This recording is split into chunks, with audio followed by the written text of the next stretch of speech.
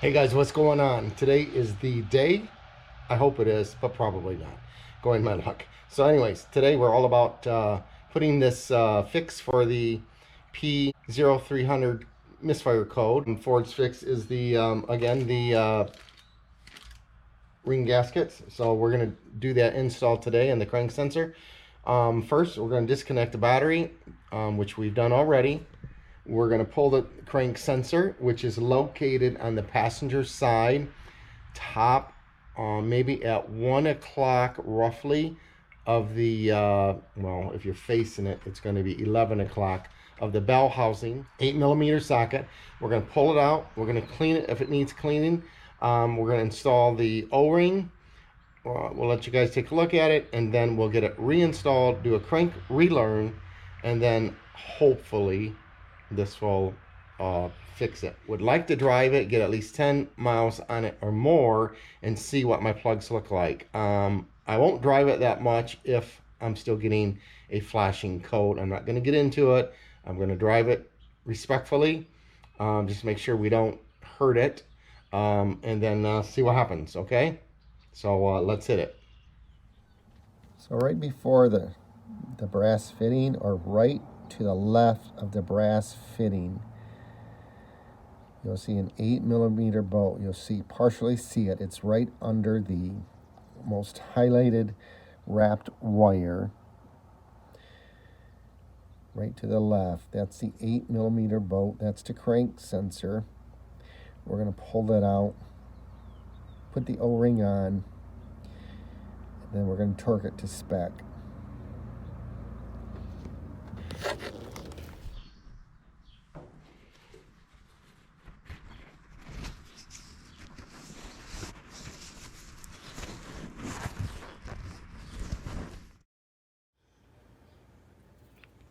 This is the original gasket. It appears the O-ring is going to go here, so we're going to pull this off, slide this back down, and we'll show you what that looks like. So we firmly slid that over that opening. So now the O-ring is here. We're going to slide the other gasket, the original rubber gasket, back over that.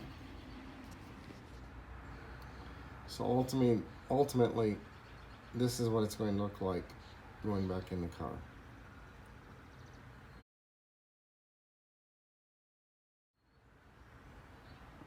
Now again, to get the sensor clip off, we use a small screwdriver. After we pulled this up and out away from the crank, or out of its fitting, we are able to use a screwdriver on the clip to release it and just pull the clip off. Now when we're putting this back in, there's a hole in the bell housing, and then there's a secondary hole that this is going to seat in. It's kind of snug.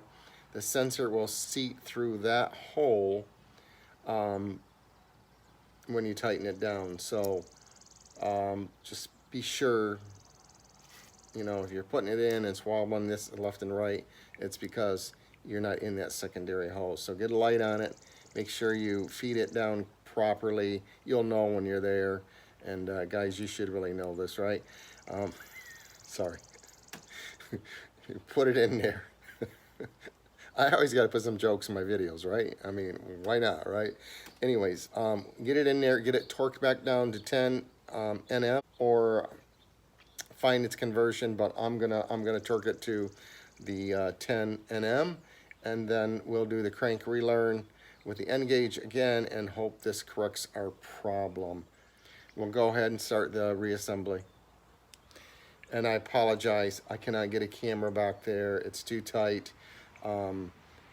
It's not really difficult, but it's just awkward. That's all. Make sure on your 1/4-inch ratchet is what we're using. I got a couple extensions with a long socket on the end that's 8 millimeters. So that's how we were able to get to it. So I happen to have a little handy precision tool torque wrench. This is set for 10 Newton meters, and this is what we're going to use to torque it down. I do want to add, on the end gauge, it has a setting to keep the screen on. So mine kept shutting off, and so what turns on that end gauge is voltage, and when you connect it to your ECM outlet, it senses the voltage, it turns it on. However, if you don't start maneuvering the screen or touching the screen within 5 seconds or after 5 seconds, it will start to shut down. So I ended up finding that setting, and the max is 30 seconds. Because what happened to me on my last crank relearn, it wanted to shut down, and I'm like, what the hell? Why is it doing that when I'm actively running RPMs? So I touched it again, and it claimed that the crank relearn was successful. However, had my doubts, but we got so many things going on here, you know, I'm pulling my hair out. So I am, again, going to redo that. We got to get the car warm to 180, and then to do that crank relearn, I'm going to clear the codes, I think, and then we'll see what happens.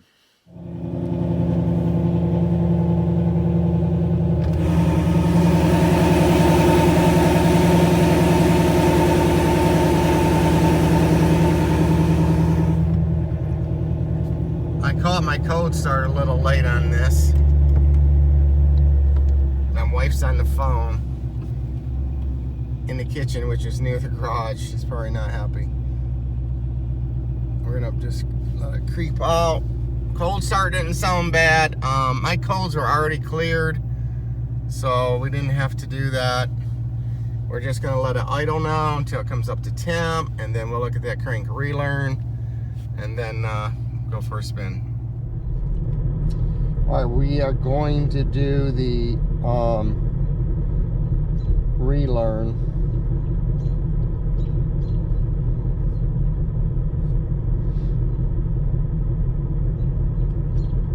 There you go. Started powering off on me. What the hell? So we're going to diagnostics, functions.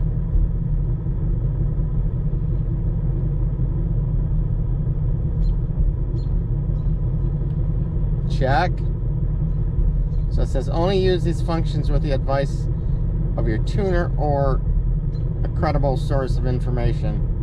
Well, that's not me, right? So we're going to check. Yes. This will scan and marry the vehicle's diagnostic functions. Turn key on. Engine off. Press check to continue.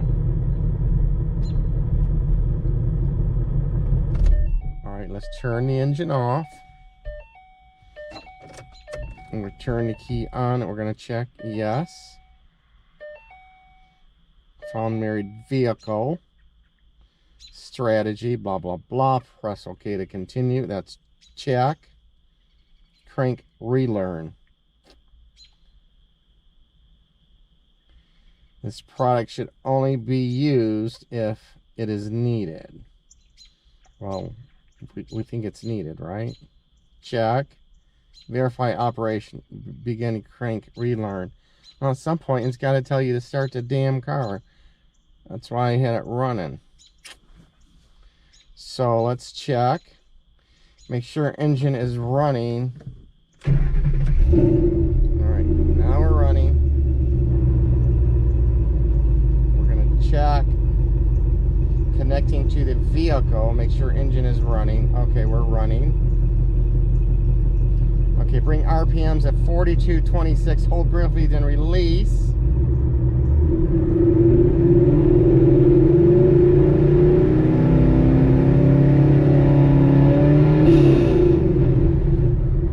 This is crank relearn complete. I think it's raspy, isn't it? Now it's powering off. Apologize for the darkness here, guys. I'm just, you know how car guys are. We got to get it done, and we want to get it done. Let's see if we can let some light in. And we're going to take it for a spin. Let's see what we get. Nice casual spin.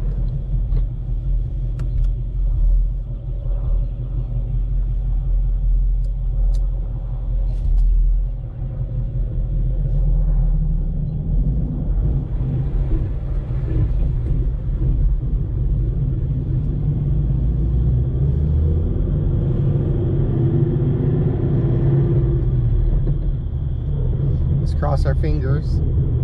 Right.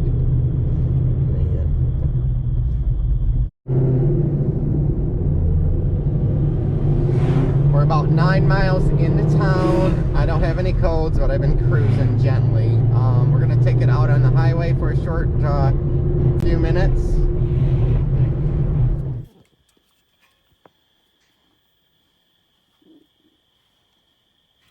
All right, let's see if we can find if there's any codes laying back there.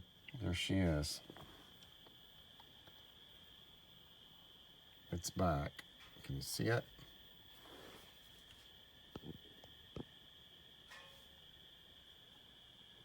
It's the P0300 code.